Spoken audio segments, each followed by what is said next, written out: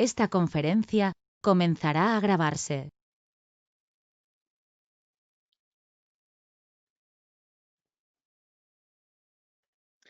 Bien, pues vamos a dar comienzo a una nueva sesión del grupo de estudio del libro El Kybalión. Estamos en la tercera sesión de presentación del libro, presentación del grupo de estudio y una breve investigación sobre su origen y la identificación de el autor intelectual de las enseñanzas del Kybalión, Hermes Trismegisto, con precisamente, ya en esta tercera sesión estamos de lleno, con Maquiventa Melquisedec. Bien. En esta tercera sesión vamos a continuar donde lo dejamos en la segunda. Nos habíamos quedado en un epígrafe de esta introducción e investigación que se llama Las enseñanzas de Melquisedec, que se corresponde con el epígrafe homónimo del libro Durantia, del cual estoy extrayendo la información única que tenemos hoy en día a nuestro alcance sobre este personaje extraordinario llamado Maquiventa Melquisedec en Palestina, pero conocido en Egipto como Hermes tres veces grande, Hermes Trismegisto. Y poco a poco, pues, estamos introduciéndonos en la manera en la que Maquiventa Melquisedec decide auto-otorgarse, encarnarse. Maquiventa Melquisedec es uno de los miembros de la Orden de los Melquisedec, precisamente destinada en nuestro planeta, ¿no? Orden de los hijos de Dios Melquisedec. Bien, un voluntario. Entonces, iremos enlazando hasta llegar a la plena comprensión de cómo Maquiventa Melquisedec era Hermes Trismegisto, o Hermes Trismegisto, mejor dicho, siempre ha sido Maquiventa Melquisedec. De Maquiventa Melquisedec decimos que tenemos amplia información en el libro Durantia, dado que las enseñanzas de Maquiventa Melquisedec han sido consideradas por el libro Durantia como la tercera gran revelación de época. Y bueno, pues empezamos hoy en este momento este epígrafe de las enseñanzas de Melquisedec, en la que ya pues iremos dándonos cuenta de que vamos conectando con lo que en el Kybalión pues asocian como autor intelectual de esta enseñanza, de esta doctrina secreta que se va manteniendo a lo largo de los siglos oculta, y que nos relatan perfectamente estos autores anónimos del Kybalión, los tres iniciados. Asocian esa enseñanza, esa autoría intelectual a Hermes Trismegisto, que nosotros vamos a ir poco a poco viendo su completa identificación con Maquiventa Melquisedec. Y dice así: las enseñanzas de Melquisedec. Con el pasar de una década, Melquisedec organizó sus escuelas en Salem. Salem, recordemos, habíamos dicho en la pasada sesión, en la sesión segunda, que era una ciudad en la cual posteriormente estuvo Jerusalén. Estamos hablando, recordad, 1973 años antes de Cristo. Antes de Jerusalén fue Jebús y antes de Jebús fue Salem, ¿de acuerdo? Con el pasar de una década, Melquisedec, una década desde que apareció pues ya encarnado, este hijo de la orden de los Melquisedec, encarnado en Urantia, ¿no? Con su mismo nombre, Maquiventa Melquisedec. Con el pasar de una década, Melquisedec organizó sus escuelas en Salem, según el antiguo sistema que había sido desarrollado por los primitivos sacerdotes setitas en el segundo Edén. Es decir, organiza una serie de escuelas, él viene, lógicamente, con una misión, la misión es dar una revelación. Luego fue considerada una revelación de época. Era una revelación necesaria porque desde la segunda revelación de época, las enseñanzas edénicas, se había perdido mucha de esta información, se habían perdido contenidos esenciales de las revelaciones y bueno, pues lógicamente en las jerarquías de la estructura del ministerio de ayuda que recibimos en nuestro planeta para poner en ejecución el plan de Dios para la salvación, para la evolución, por las estructuras y jerarquías, ya sabiendo que iba a venir posteriormente un hijo de Dios de la orden de los Micaeles, un hijo de Dios paradisíaco, a dar su mensaje en nuestro planeta, fue Jesús de Nazaret, pues a modo de preparación de la venida de Jesús de Nazaret, vino Maquiventa Melquisedec precisamente a refrescar esos contenidos esenciales de revelación que había establecido esa influencia extraordinaria que fueron las enseñanzas edénicas en nuestro planeta muchas decenas de miles de años antes, ¿no? Bien, Melquisedec organiza sus escuelas en Salem según el antiguo sistema que había sido desarrollado por los primitivos sacerdotes setitas en el segundo Edén. Bueno, el segundo Edén es una cuestión que no nos debe ahora preocupar, viene perfectamente detallado con todo lujo de matices en el libro Durantia.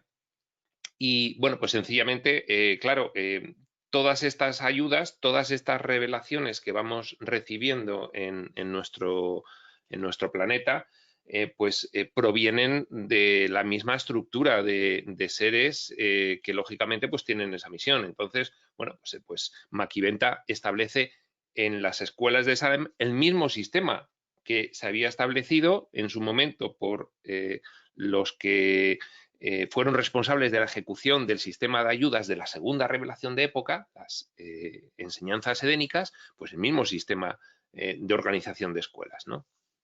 Dice, aún la idea de un sistema de diezmo que fue introducido por su converso posterior, Abraham, el diezmo, bueno, pues el diezmo lo conocemos también de la historia de la religión católica por ese sistema de financiación de la estructura de la iglesia, que era el diezmo, ¿no? Bueno, pues aquí este sistema de recaudar un 10% de los productos a todos los que se beneficiaban en los pueblos circunvecinos de esa enseñanza de Salem, bueno, pues el sistema de diezmo se implanta, de hecho se implanta por Abraham, que era el gobernante político en aquella época de aquella región. Abraham tiene un contacto con Maquiventa Melquisedec.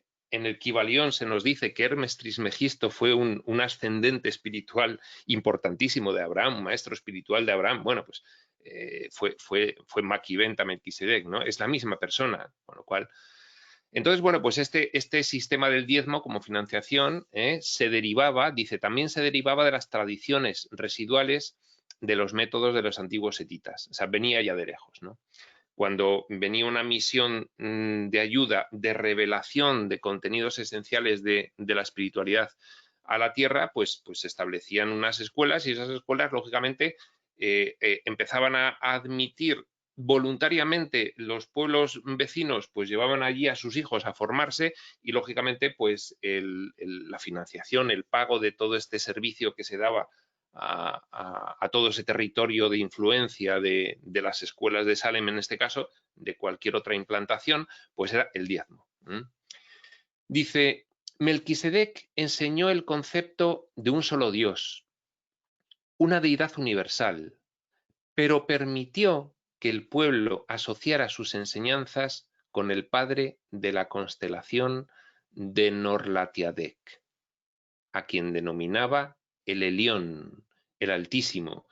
Fijaos que volvemos a tener alguna referencia, el Elión, el Altísimo, y el Kibalión, ¿no? Es como que hay muchos elementos por los cuales cuadra perfectamente esta identificación de Hermes Trismegisto con Maquiventa Melquisedec, aunque sean indicios indirectos, ¿no? Como esta bueno, pues, equivalencia fonética entre el final de la palabra equivalión con el elión, ¿no? Bueno, bien, vamos a repetir porque esto es interesante. Maquiventa enseña el concepto de un solo Dios, una deidad universal, monoteística, pero permite que el pueblo asocie sus enseñanzas con el padre de la constelación de Norlatiadec, a quien denominaba el Elión, el Altísimo. Vamos a explicar esto. En la estructura del sistema de ayuda que tenemos, bueno, pues un poco en las tradiciones espirituales, esto que estamos viviendo es un nivel de realidad, ya lo hemos dicho en la pasada sesión y en la primera, esto es un nivel de realidad inferior, un nivel de realidad, una subrealidad que últimamente, pues en los textos revelados no dualistas ya se nos enseña que es ficticia.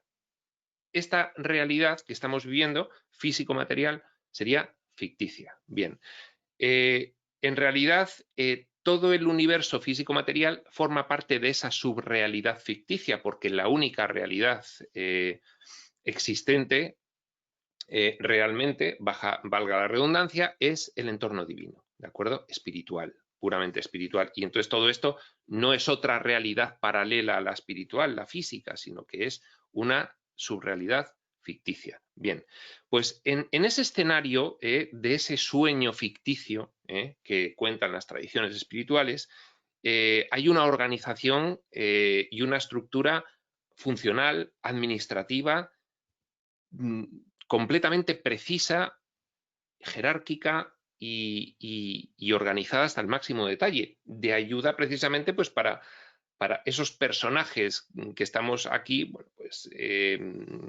evolucionando, ¿no? Y entonces, en esa estructura, pues tenemos, esto viene perfectamente explicado en el libro de Urantia, aunque responde a las tradiciones de espiritualidad profunda, no dualista también, con total exactitud.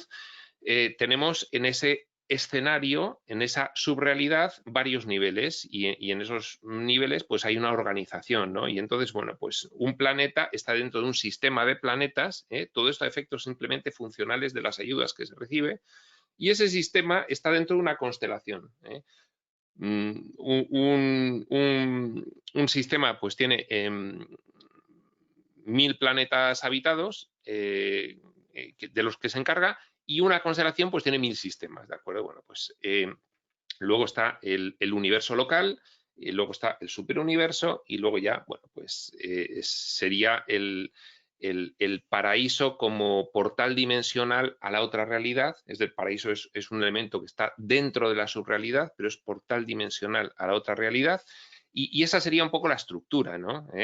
Paraíso, superuniverso, universo local, constelación, sistema, planeta. Bien.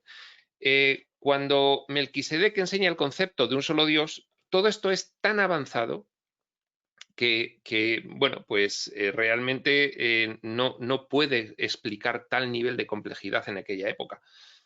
Y entonces sencillamente explica algo más comprensible para los habitantes en aquel momento, algo que seguía siendo para ellos una enseñanza monoteísta, una enseñanza de un único Dios, Padre Universal, pero en vez de contarles la naturaleza real del Padre Universal, complejísima para ellos, incluso en su versión más simplificada, pues lo que hace es hablarles de la estructura jerárquica que tiene como responsabilidad precisamente la constelación en la cual está el sistema al que pertenece nuestro planeta. Esa constelación en Urantia la llaman Norlatiadec, y está regida por 3 hijos de Dios de la orden de los hijos Borondadik. Los vimos en la pasada sesión. Estos son hijos de ámbito del universo local, son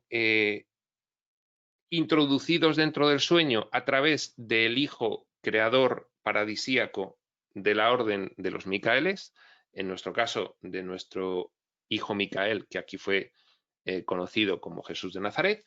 Y de esa forma, pues lo que hace Maquiventa es permitir que se asocie al Dios Padre Universal y a la Trinidad, que es otro nivel muy superior de comprensión, pues permite que se asocie con los responsables de la constelación de Norlatiadec, que son 3 hijos Borondadec, de un nivel muy inferior. Pero bueno, esa asociación permite que se realice, ¿no?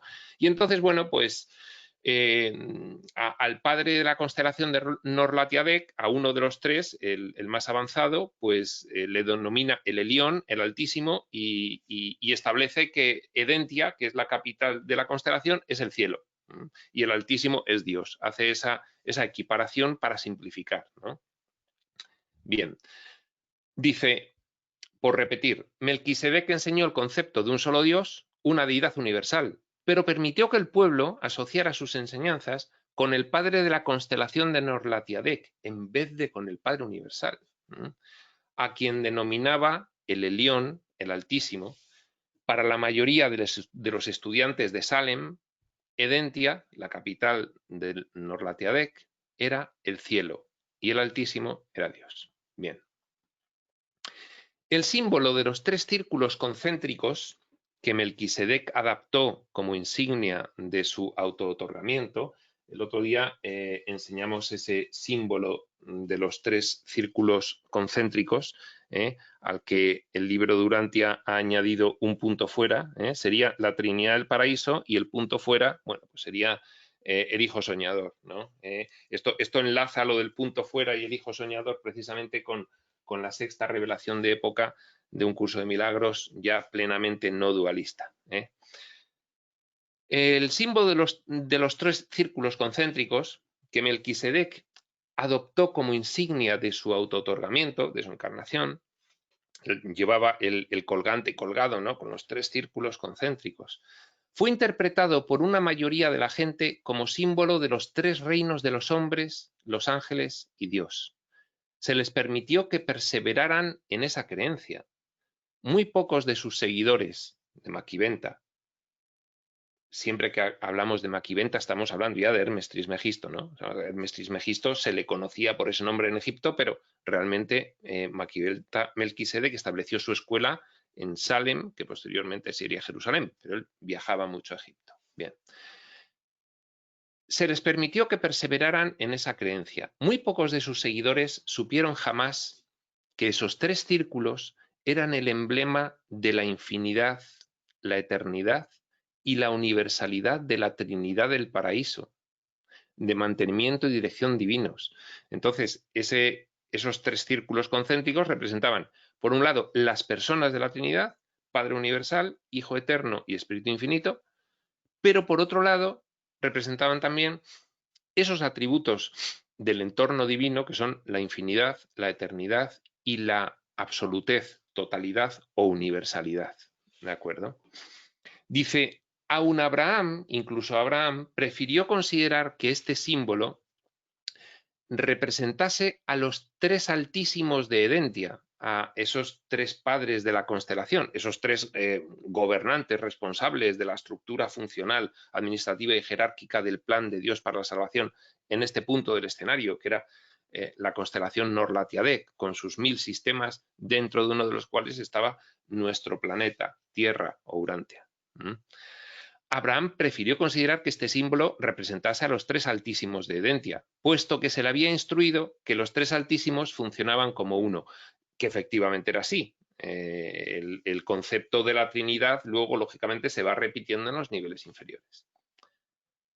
Melquisedec, hasta cierto punto, enseñó el concepto de la Trinidad, simbolizado en su insignia, lo que generalmente relacionaba con los 3 gobernantes Borondadec, 3 hijos de Dios de la orden de los Borondadec, de la constelación de Norlatiadec. Bien. Estos nombres, volvemos a decir que son nombres del libro de Urantia, que el libro de Urantia, cuando hace esta revelación, algún nombre le tiene que poner a las cosas, porque para que podamos en nuestro lenguaje tener una identificación con esos símbolos que representa esa información. Pero estos nombres, evidentemente, no significan nada allí. Aquí sí nos los dan para que hagamos una asociación semántica lo más sencilla posible con la idea que ellos quieren representar. Y a eso obedecen estos nombres. Allí no, allí ni siquiera se habla este idioma, ni el inglés, ni el español, ni ningún otro. Allí, ¿de acuerdo? Entonces, no nos hagamos líos de prejuicios terminológicos con los nombres del libro Durantia, porque no tienen nada que ver con lo que nos están en realidad transmitiendo. Son símbolos en nuestro lenguaje de ideas que ellos consideran que con estos símbolos pues vamos a recordarlas mejor, nada más. Dice, continúa diciendo, para la masa de sus seguidores se limitó, Maquiventa, a enseñar el hecho del gobierno de los altísimos de Edentia, los dioses de Urantia. Bueno, pues aquí también tuvimos un concepto de Dios de la religión cristiana, que no de Jesús, de la religión cristiana, pues un poco tergiversado, en el que se confundía la Trinidad de Dios Padre universal, el Hijo eterno y el Espíritu infinito. La Trinidad existencial se la confundía con Dios Padre universal, pero luego Jesús de Nazaret como su único hijo, falso, y luego pues el Espíritu Santo, que es el espíritu materno del universo local. Falso también. La Trinidad del paraíso es una Trinidad de orden muy superior, es existencial, son manifestaciones del Padre, y Jesús de Nazaret es un hijo de la orden de los Micaeles, no es el Hijo eterno, y el Espíritu Santo es el espíritu materno del universo local, que no es el Espíritu infinito. Entonces, bueno, pues son pequeñas simplificaciones que se han permitido que existiesen, pues para que fuésemos nosotros en nuestro nivel de evolución poco a poco comprendiendo su significado hasta ir perfeccionándolo en nuestra mente según pudiésemos ir adquiriendo posibilidad, capacidad de entender más cosas, sencillamente. Pero Melquisedec, y esto es muy interesante en orden a enlazar con lo que supone Hermes Trismegisto como autor intelectual del Kybalión y en lo que supone la transmisión de esa doctrina secreta a lo largo de los siglos, oculta, y comienza aquí. Para la masa de sus seguidores, Melquisedec se limitó a enseñar el hecho del gobierno de los altísimos de Edentia, una simplificación. Pero Melquisedec enseñó la verdad avanzada a algunos, verdad que comprendía la conducta y organización del universo local. El universo local es el nivel jerárquico superior al de la constelación. Mientras que a su brillante discípulo Nordán el Ceneo, Maquiventa Melquisedec tuvo un discípulo algo más avanzado que otros, que los demás, al brillante Nordán de Ceneo, y su grupo de discípulos sinceros, Nordán de Ceneo y sus alumnos, a ellos sí les enseñó las verdades del superuniverso, nivel superior al del universo local, y incluso de el universo central de Abona, que simboliza dentro del sueño un primer nivel de entrada al sueño muy suave, no es físico material, es absonito, en palabras del libro Durantia, que es un nivel intermedio entre la realidad espiritual del entorno divino y esta subrealidad ficticia, es un intermedio, que tendremos que pasar por él de vuelta. Bueno, pues incluso de ese nivel intermedio avanzadísimo, una enseñanza avanzadísima para esa época, ya les enseñó Maquiventa Melquisedec a los que consideraba sus discípulos más capacitados para comprenderlo, más brillantes. En este caso nos está diciendo Nordán el Ceneo, un nombre concreto de un discípulo, su primer discípulo al que le transmite esta enseñanza avanzada, ya profunda, técnica, ¿de acuerdo? Que es precisamente el origen de que con el paso del tiempo, durante 4000 años, se haya conservado esa información, esa enseñanza avanzada y haya podido servir pues de base tanto para las enseñanzas de la Sociedad Teosófica como de cualquier otra organización que se dedicase a preservar estas enseñanzas ancestrales y en concreto, bueno, pues del libro El Kybalión. ¿De acuerdo? Bien. Ya dijimos en la primera sesión que posteriormente, con las revelaciones cuarta, Jesús de Nazaret, quinta, los documentos de Urantia y sexta, un curso de milagros, de época, ha habido muchas otras, pero ya con esas tres se ve ampliamente superada la información de Maquiventa Melquisedec. Pero bueno, hay razones por las cuales la enseñanza de Maquiventa se mantuvo. La enseñanza de Hermes Trismegisto se mantuvo en tradición que fue pasando oralmente, como dice el Kybalión, de boca a oído, simplemente de los capacitados para poder entenderlo y practicarlo y luego posteriormente seguir transmitiéndolo.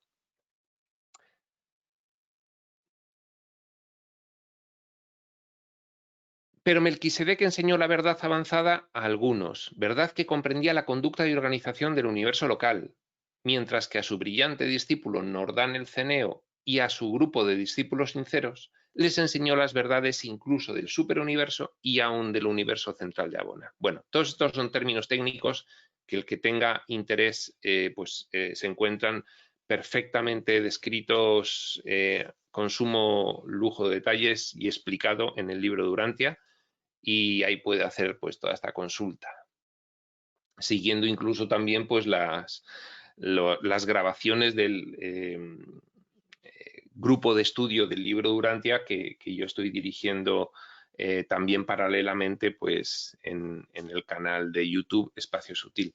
Recomendable, por cierto, porque el libro de Urantia es muy arduo y sin ayuda pues es de difícil comprensión. Bien, seguimos. Continúa diciendo, Melquisedec enseñó a sus seguidores todo lo que ellos tenían capacidad para recibir y asimilar. Es decir, enseñaba bueno, pues a la gran masa de alumnos que tenía, pues hasta un cierto nivel, pero luego a los más avanzados les enseñaba hasta donde ellos tenían capacidad de comprender, con lo cual, pues ahí se entiende, pues, por ejemplo, todo este conjunto de principios y de leyes universales que refleja el Kybalión, bueno, pues era un conjunto de esas enseñanzas que ya se daban a los más avanzados directamente por Hermes Trismegisto, por Maquiventa Melquisedec.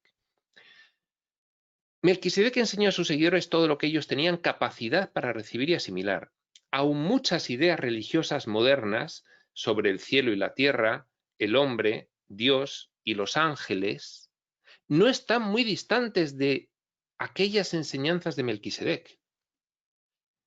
Pero este gran maestro subordinó todo abajo de la doctrina del Dios único, una deidad universal, un creador celestial, un Padre divino, que permitió que se asociase con el padre de la constelación de Norlatiadec, pero no perdía el carácter de la enseñanza que él quería ir dando ya a las mentes de los habitantes de Urantia, de esos personajes del sueño, ¿no? Sobre un creador universal, un padre de todo, un origen, fuente y centro de todas las cosas, ¿no? Ese era el concepto fundamental que quería recuperar Melquisedec, que se había ido perdiendo desde las últimas enseñanzas edénicas, también en esas escuelas del estilo de estas de Salem. Pero este gran maestro subordinó todo abajo de la doctrina del Dios único, una deidad universal, un creador celestial, un Padre divino. Hizo hincapié sobre esta enseñanza con el propósito de atraer la adoración del hombre y de preparar el camino para la aparición subsiguiente de Micael de Nevadón, nuestro Jesús de Nazaret, como hijo también de este mismo Padre Universal, un hijo más, aunque se permitió también en la época de Jesús, y él lo permitió también, que la gente, por simplificar, le identificase como el único hijo. Bueno, a un nivel profundo hay unidad y el padre solo tiene un hijo a un nivel profundo, con lo cual, bueno, pues esa licencia que se permitió por el bien de la enseñanza Maquiventa Melquisedec y que luego también se permitió Micael de Nevadón como Jesús de Nazaret, pues era en pro de poder alcanzar a lo que comprendían en aquel momento pues los humanos durante. Continúa diciendo, Melquisedec enseñó que en algún momento futuro otro hijo de Dios vendría en la carne, así como él lo había hecho, pero que nacería de una mujer, a diferencia de él que se apareció a Amdón y empezó a hablarle ya directamente de El Elión, el Altísimo, ¿no? Bueno, pues vendría otro hijo de Dios que nacería de mujer, ¿no? Esto ya lo contaba Maquiventa Melquisedec. Vendrá otro hijo en el futuro que nacerá de mujer, ¿eh? Y por eso numerosos maestros futuros sostendrían que Jesús era un sacerdote o un ministro para siempre de la orden de Melquisedec. Esta referencia aparece lo dijimos en la primera sesión, en algunos pasajes de la Biblia, ¿no? A Jesús se le relaciona con la orden de sacerdotes de Melquisedec. Hasta la Biblia reconoce cierta tradición que luego el libro de Urantia nos cuenta con todo lujo de detalles. Es decir, toda esta cuestión venía de que ya desde Maquiventa Melquisedec, Hermes Trismegisto, las enseñanzas pues se iban trasladando. Entonces una de las enseñanzas fue, vendrá un hijo de Dios que nacerá de mujer. Y entonces, bueno, pues decían, bueno, pues este será un sacerdote, un discípulo, un maestro enviado por Maquiventa Melquisedec. Así lo relacionaron. Claro, luego tampoco se los contó la tremenda diferencia de jerarquía de Micael de Nevadón, Jesús de Nazaret, respecto de Maquiventa Melquisedec, ¿no? De una elevadísima y muy superior jerarquía en esa estructura de ayuda de un hijo Micael sobre un hijo Melquisedec. Bien. Dice, así pues, Maquiventa Melquisedec preparó el camino e inició la etapa monoteísta, de nuevo, en la tendencia mundial, porque se había perdido desde las enseñanzas edénicas, para preparar el autootorgamiento, encarnación, de un verdadero hijo paradisíaco del Dios único, un hijo de primer orden, directo del Padre Universal. Desde la sexta revelación de época, un curso de milagros y aledañas, sabemos que nosotros también somos hijos de Dios de la misma orden que Jesús. Él mismo nos lo dice, nos lo dijo encarnado, nos lo dice posteriormente en un curso de milagros. Somos hermanos, solo que nosotros estamos soñando completamente instanciados en estos personajes que representamos y entonces, bueno, ya no somos conscientes de quiénes somos, ¿no? Pero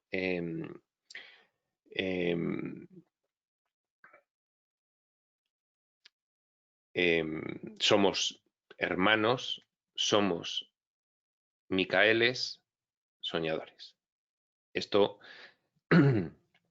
no viene así descrito, sino que hay que ir hilando y combinando ciertas cuestiones de diversos textos para al final llegar a esta conclusión. Pero bueno, es mi conclusión.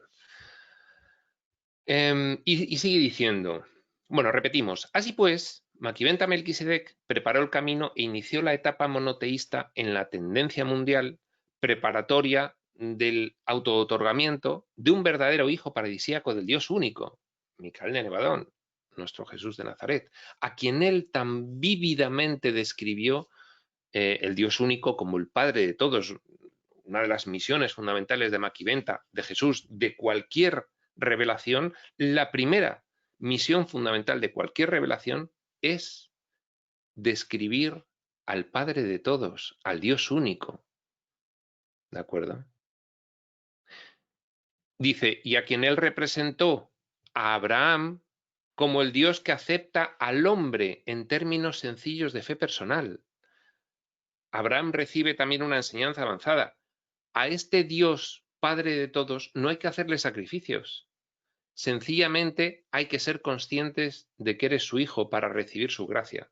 Y por primera vez en la historia de la humanidad, en cada revelación, pues este concepto avanzadísimo de que no había que hacer sacrificios al Dios único, pues se da. Lo que pasa que luego, pues, bueno, se vuelve a perder, ¿no? Y al final, pues, ya sabemos por un curso de milagros y revelaciones aledañas en qué condiciones de involución mental surge este nivel de subrealidad ficticia que allí se le llama el sueño de ilusión.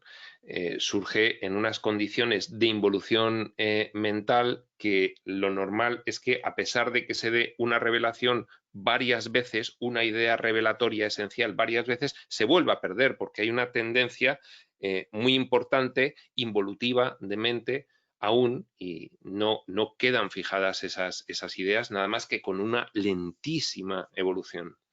Bien. Y Micael, cuando apareció en la tierra, confirmó todo lo que Melquisedec había enseñado sobre el Padre del Paraíso. Claro, cada revelación tiene como misión fundamental, lo primero, revelar la auténtica naturaleza del Padre de todos.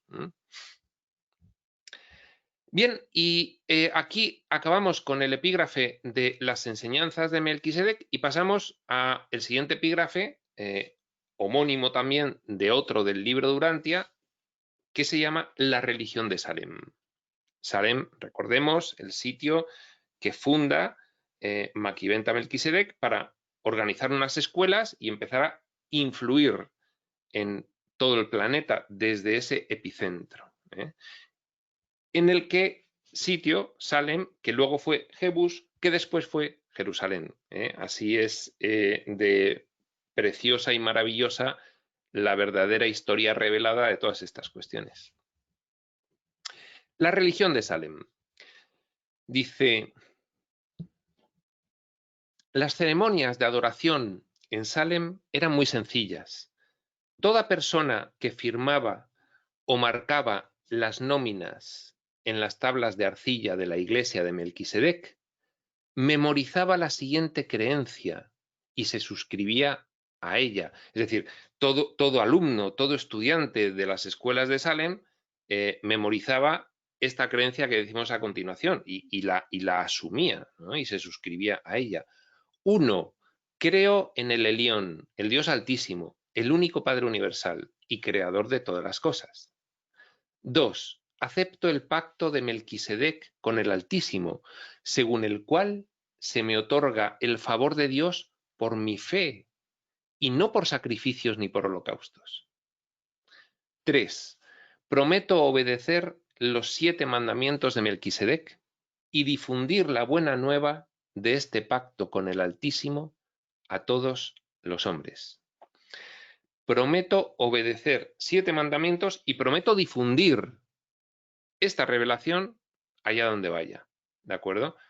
Este nuevo pacto con el Altísimo no es necesario hacer sacrificios, basta con la fe en Él como Hijo de Él, como Padre universal de todos, para obtener su favor. No hace falta más. Bien. Fijaos, 7 mandamientos. Bueno, el 7 es un número de gran significación profunda, espiritual, y que viene directamente del entorno divino, viene del orden de realidad de allí, viene del entorno espiritual. Y lógicamente es una constante a lo largo de toda nuestra experiencia en este sueño de ilusión. El 7 proviene de el yo soy primigenio, haber realizado una primera diferenciación interna en 3 y luego una segunda diferenciación en las combinaciones de esos 3. Es decir, imaginaos, si esa diferenciación interna se pudiese identificar con Padre, Hijo y Espíritu, el 7 surge de Padre, Hijo, Espíritu, Padre, Hijo, Padre, Espíritu, Hijo, Espíritu, Padre, Hijo, Espíritu. Todas las posibles combinaciones de esa triple diferenciación primaria en esa diferenciación secundaria. Y entonces el 7, debido a que impregna este proceso de estilo personal de todas esas combinaciones a toda la realidad y de ahí para abajo incluso a toda la subrealidad del sueño, pues es un número que tiene esa significación y que aparece constantemente.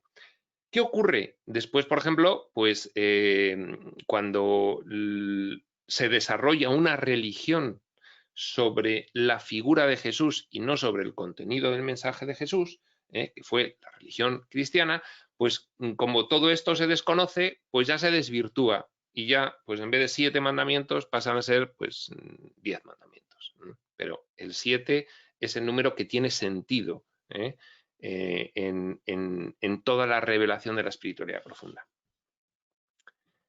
Dice, acabamos de leer este credo al que se suscribían los alumnos, los estudiantes de Hermes Trismegisto, de Maquiventa Melquisedec, y dice, constituyó ese el entero credo de la colonia de Salem, pero aun tan corta y simple declaración de fe era excesiva y demasiado avanzada para los hombres de esos días. Fijaos, creo en un solo Dios, único Padre universal. Acepto que me otorga su carácter de hijo simplemente por creer en él. No necesito hacer sacrificios. Y prometo obedecer los 7 mandamientos de Melquisedec y difundir este pacto de ser hijo por la fe y no por sacrificio allá donde vaya. Es muy sencillito el credo, el credo de las escuelas de Salem. Nuestro credo de la religión evolutiva cristiana, pues acordaos, creo en Dios Padre, Todopoderoso, de la tierra, en su único hijo, bla, bla, bla, bla, bla. Bueno, pues este era muy sencillo. Dice, pero aun tan corta y simple declaración de fe era excesiva y demasiado avanzada para los hombres de esos días. Simplemente no podían aferrarse a la idea de obtener el favor divino por nada, por la fe solamente, porque todo este diseño se realiza partiendo de la idea opuesta a la naturaleza real del hijo de escasez, carencia, necesidad y por lo tanto sacrificio para poder obtener.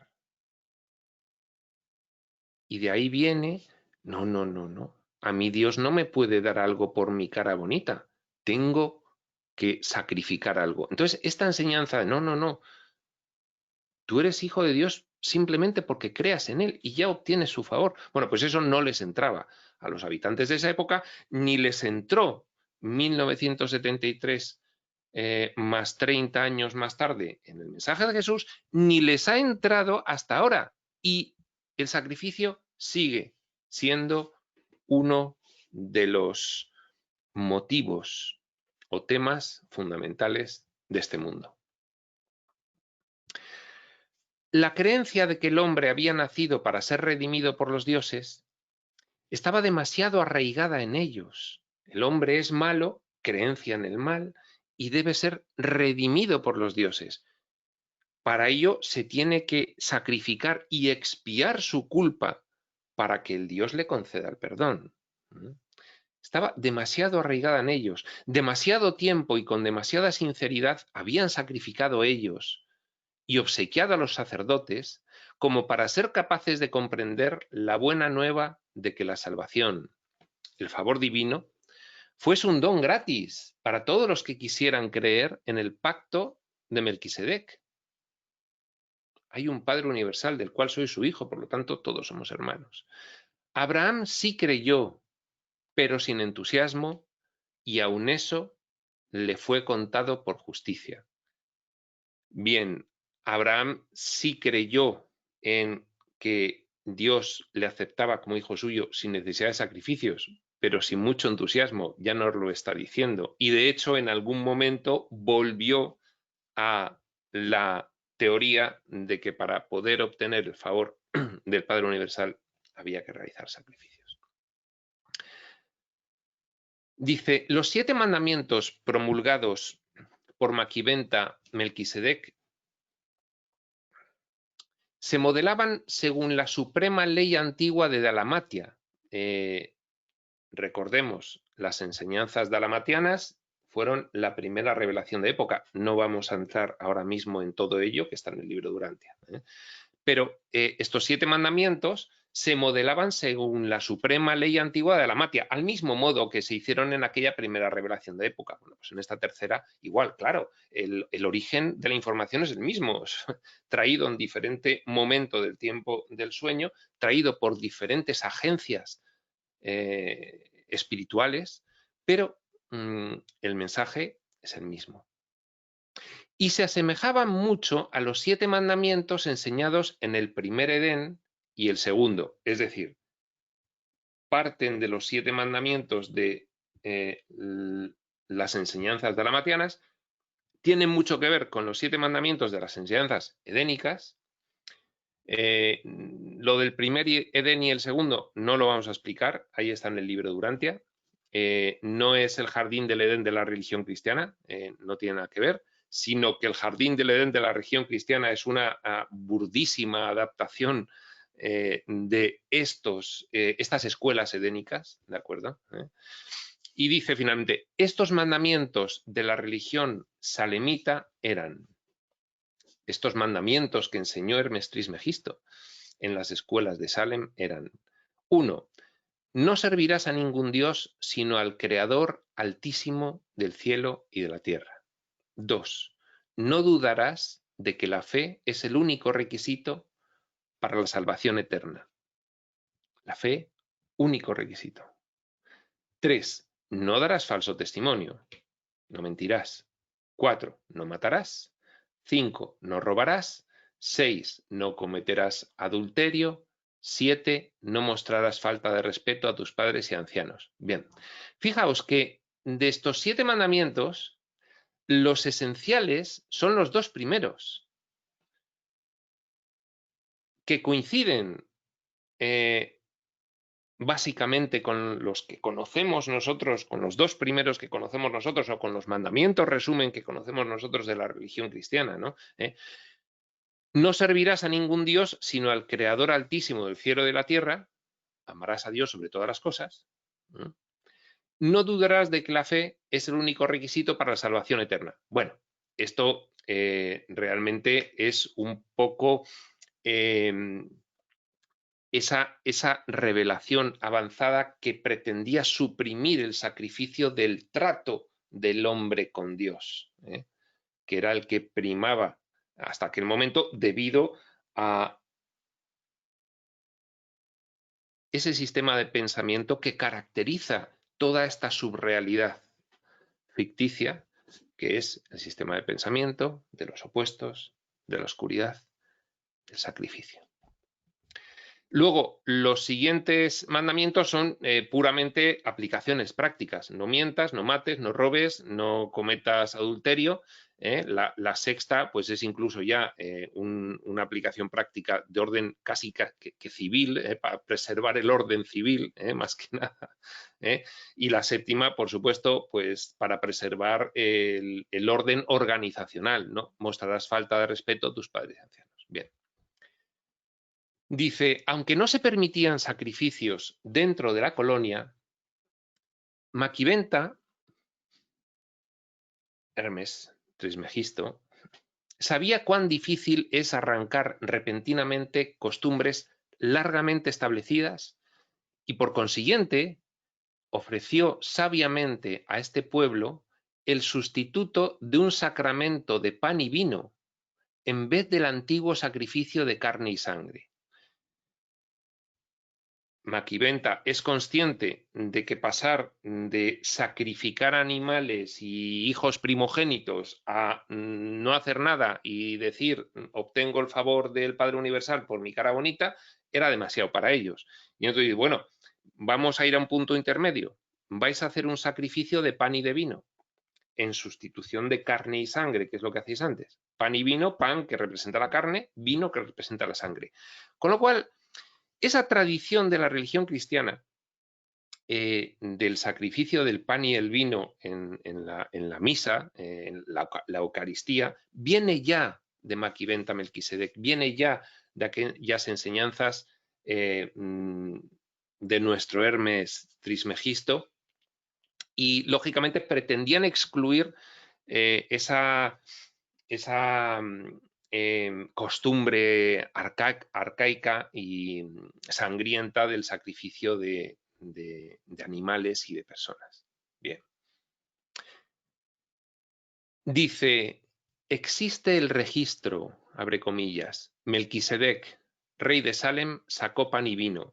Bueno, es un registro que existe en la Biblia, ¿no? Melquisedec, rey de Salem, sacó pan y vino. Pero aun esta innovación cauta, no consiguió la del pan y el vino, sustitutivos de la carne y la sangre, no consiguió implantarse del todo. Las varias tribus mantenían centros auxiliares en las afueras de Salem en los que ofrecían sacrificios y holocaustos, ofrendas quemadas. Aun Abraham cayó en esta práctica bárbara después de su victoria sobre Kedorlaomer. Simplemente no se sentía completamente tranquilo hasta no haber hecho un sacrificio convencional. Claro, estaba arraigadísimo en su sistema de pensamiento profundo inconsciente y en sus costumbres conscientes. Estaba arraigadísimo. Entonces, Abraham no se sentía tranquilo. Entonces, en cuanto venció en una batalla muy importante a un rival que era Kedorlaomer, pues dijo, hay que agradecer al Dios que me ha prestado el favor, al Padre Universal, hay que agradecerle. ¿Cómo lo agradezco? Mira, yo hasta que no haga un sacrificio convencional no me quedo tranquilo. Así pues, Melquisedec no consiguió nunca erradicar completamente esta tendencia al sacrificio en las prácticas religiosas de sus seguidores, ni siquiera de Abraham. Como Jesús, Melquisedec se dedicó estrictamente al cumplimiento de la misión de su otorgamiento. Claro,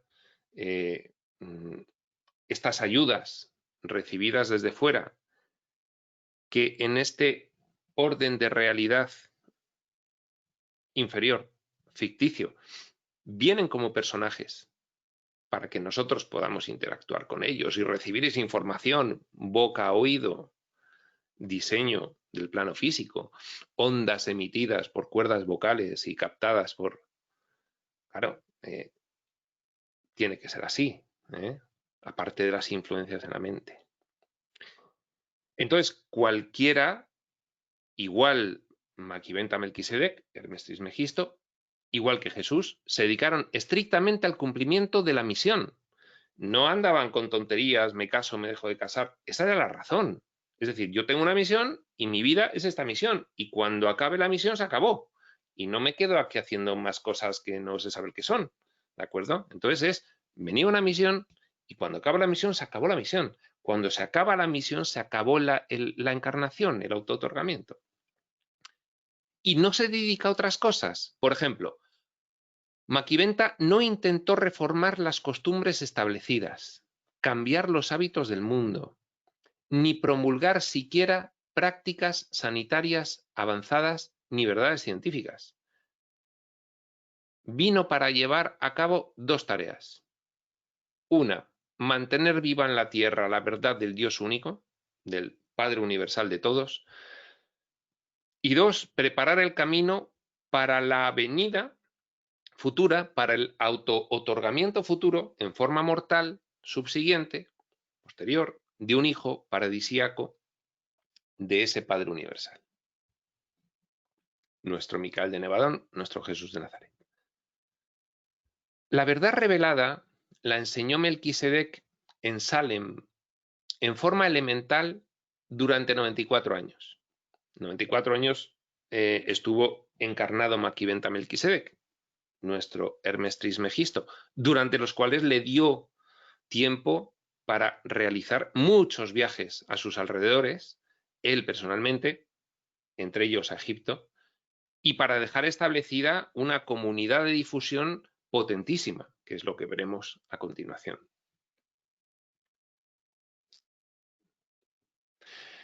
La verdad revelada la enseñó Melquisedec en Salem en forma elemental por 94 años, y durante este periodo Abraham asistió a la escuela de Salem en 3 ocasiones distintas.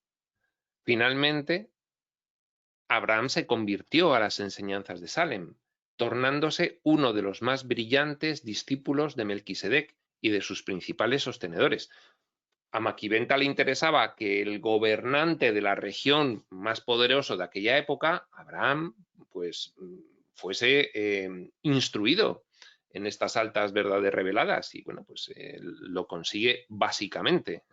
De ahí viene luego toda la preparación de toda la historia del pueblo judío y el sostenimiento de lo que luego se convirtió en esa profecía del Mesías prometido, ¿de acuerdo?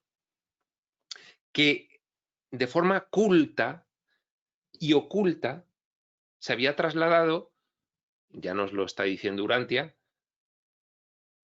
una información mucho más avanzada, Por ejemplo, ya en aquel momento ya se hablaba de estos principios herméticos, que podríamos ahora también llamarles principios melquidesianos, melquidesequianos, ¿de acuerdo? A los que estaban preparados se les daba ya la información más profunda, a los demás, bueno, pues se basaba en hay un Padre Universal y no necesita hacer sacrificios para obtener su favor, pero luego se hacía una instrucción profunda de cuestiones, pues ya de una cierta complejidad, a entornos muy seleccionados, ¿no?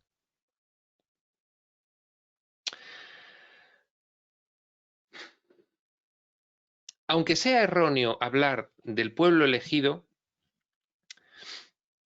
entre comillas, no es equivocación referirse a Abraham como un ser elegido.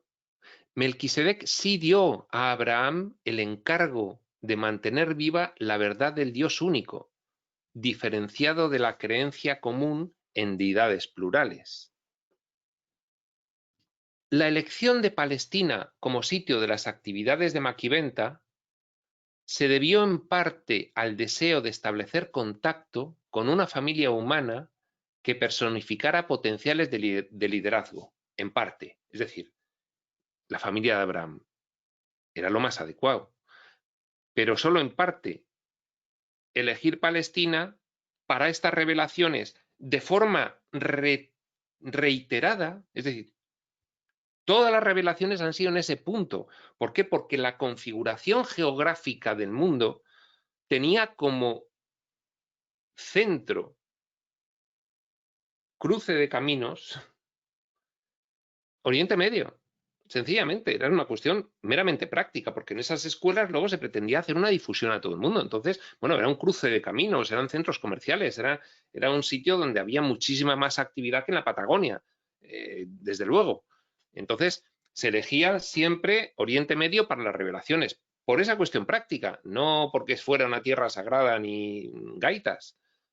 Luego, dentro de que fuese en esa región céntrica y cruce de caminos, pues oye, vamos a ver cómo, en el caso de Maquiventa Melquisedec, cómo intento estar en contacto con una familia líder para que el mensaje, si logro instruir al jefe de esa familia líder, el mensaje se quede trasladado hasta que llegue el siguiente hijo autootorgador, ¿no? Jesús de Nazaret. En el caso de Jesús, pues nacer en el pueblo precisamente pues, situado en ese centro mundial, que era Oriente Medio, que era Palestina. Sencillamente esa era la cuestión. Bien. La elección de Palestina como sitio de las actividades de Maquiventa, Palestina ni siquiera se llamaba Palestina en aquel momento, es porque nosotros reconocemos aquella zona como Palestina, debido a la Biblia y debido a que, bueno, pues ahora mismo está por allí Palestina todavía, ¿no? La elección de Palestina como sitio de las actividades de Maquiventa se debió en parte al deseo de establecer contacto con una familia humana que personificara potenciales de liderazgo, para poder luego seguir transmitiendo esa verdad hasta que llegase Jesús. Al tiempo de la encarnación de Melquisedec, había muchas familias sobre la tierra tan preparadas para recibir las doctrinas de Salem como la de Abraham. Existían familias igualmente dotadas entre los hombres rojos, los hombres amarillos y los descendientes de los anditas al oeste y al norte. Bueno, el libro de Urantia dedica una parte importante de la historia de Urantia, de la parte tercera, a la descripción de la evolución de las razas de la especie humana, ¿no? Entonces, bueno, pues aquí hace referencia a ellas. Pero nuevamente, ninguna de estas ubicaciones, la raza roja, la raza amarilla, o los anditas al oeste y al norte, de los cuales luego vino la raza blanca. Pero nuevamente, ninguna de estas ubicaciones estaba tan favorablemente situada para la subsiguiente aparición sobre la tierra de Micael, como la costa oriental del mar Mediterráneo. Tiene una ubicación perfecta, porque era el centro neurálgico de comercio, de batallas, de invasiones, de reinos, era el punto central geográfico del mundo en aquella época, ¿no? La misión de Melquisedec en Palestina y la subsiguiente aparición de Micael entre el pueblo hebreo fueron determinados en gran medida por la geografía, por el hecho de que Palestina tenía una ubicación central respecto al comercio, las vías de comunicación y la civilización del mundo de aquel entonces extraordinariamente adecuada. Por algún tiempo, los síndicos Melquisedec, recordemos que estos son los 12 compañeros espirituales de Maquiventa que se estaban haciendo cargo del gobierno funcional y administrativo del plan de Dios para la salvación en nuestro planeta. Los síndicos Melquisedec, los 12 de los cuales uno, Maquiventa, decide encarnar para preservar el mensaje hasta que llegase Jesús. Por algún tiempo los síndicos Melquisedec habían estado observando a los antepasados de Abraham y anticipaban confiadamente la aparición en cierta generación de vástagos que se caracterizarían por su inteligencia, iniciativa, sagacidad y sinceridad. Los hijos de Taré, el padre de Abraham, cumplieron en todas sus facetas con estas esperanzas. Fue esta posibilidad de contacto con los versátiles hijos de Taré la que tuvo considerable influencia sobre la aparición de Maquiventa en Salem, en vez de en Egipto, en vez de en China, en vez de en la India o en vez de en las tribus nórdicas. Bien, hemos cumplido una hora, vamos a dejarlo aquí. El siguiente epígrafe del cual trataremos es interesantísimo, Salem y Egipto. Aquí ya se va cerrando el círculo de la identificación de Hermes Trismegisto con Maquiventa Melquisedec. Estas sesiones de presentación del grupo de estudio, de presentación del libro El Kybalión y de investigación sobre su origen y la identificación de Hermes Trismegisto con Maquiventa Melquisedec, estas sesiones se van a alargar un poco porque considero que, bueno, pues para quien pueda tener interés en todo esto, pues tiene un atractivo especial todo esto que estamos aquí contando. Ya habrá tiempo de ponerse con los principios concretos del Kybalión, ya llegará, paciencia. Mientras, pues yo pensaba que iban a ser 2, 3, 4, pero igual son 5 o 6 las sesiones introductorias de presentación y luego ya empezaremos con los principios. Para la siguiente sesión empezamos con el epígrafe Salem y Egipto. Prospector.